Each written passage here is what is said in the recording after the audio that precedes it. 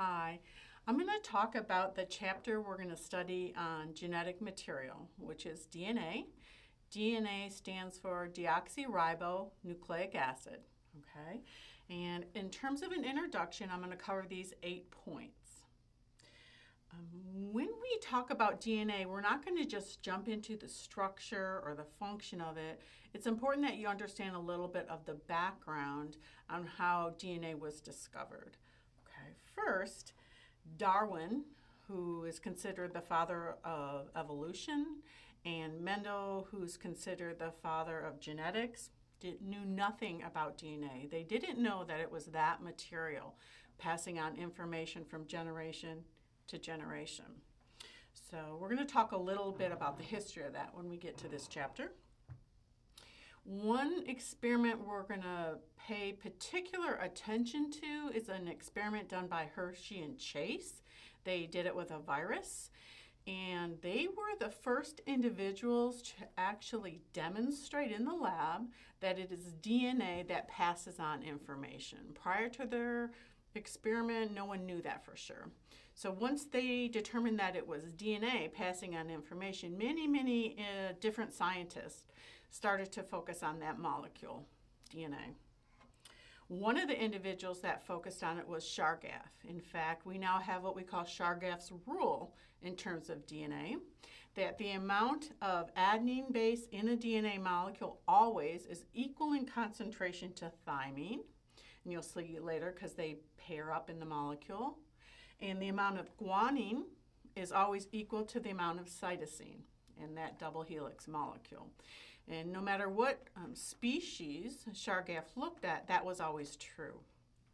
People didn't know why, but they knew it was true.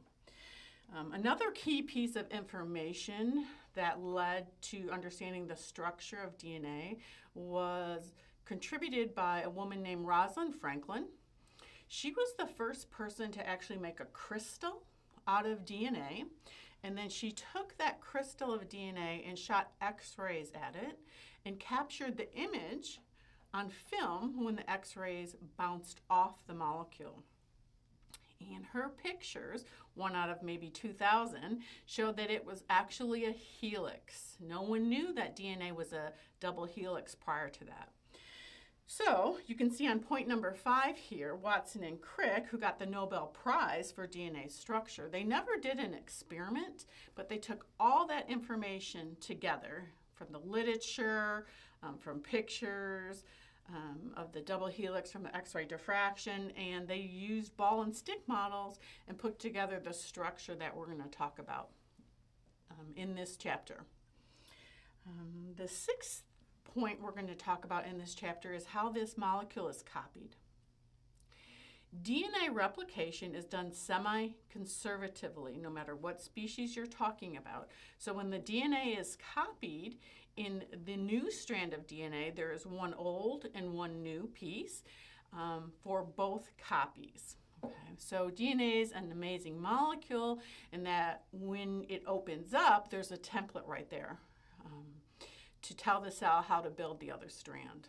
We're going to talk about that in detail.